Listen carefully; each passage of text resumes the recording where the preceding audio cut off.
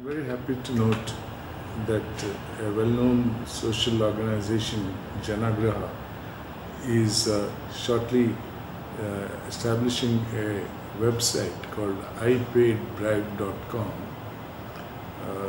to get information from the citizens all over India in regard to their views and experiences corruption in administration.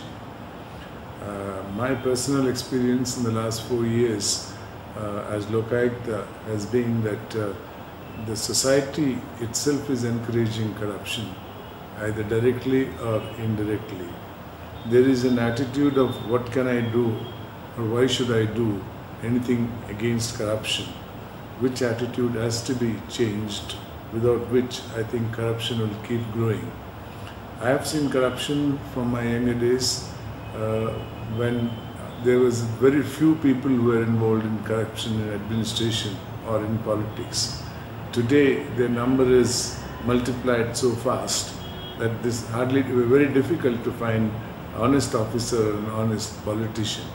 In that background, if the society does not change its attitude towards corruption and come out and speak against corruption, give information to the rest of the public about their experience in regard to corruption, I think we can never fight corruption.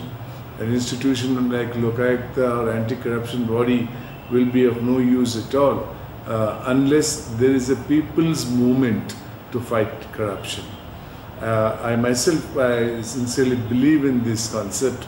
Therefore, I have in the last 4 years visited 169 educational institutions trying to speak to students. What is the role that they can play in fighting corruption?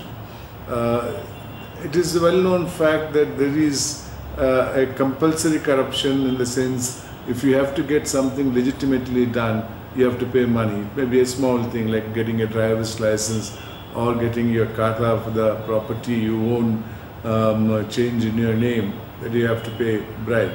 People take it for granted that this is a must without which you can't get your work done. I think it's wholly wrong. You can still get your work done by approaching the right authorities without paying bribe and bringing it to their notice the demand of bribe. Take for example Lokayata Karnataka itself. We have been assisting people who come to us and say that they are not getting their legitimate work done without paying bribe.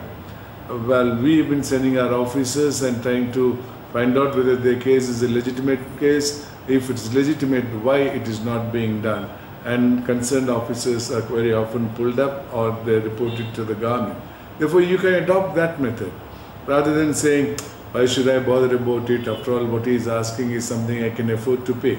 It's not the quantum that really matters. It is something that you do from which the society stands to gain. There are millions who cannot afford to pay and they have to forego the benefit that the legitimate benefit they are entitled to.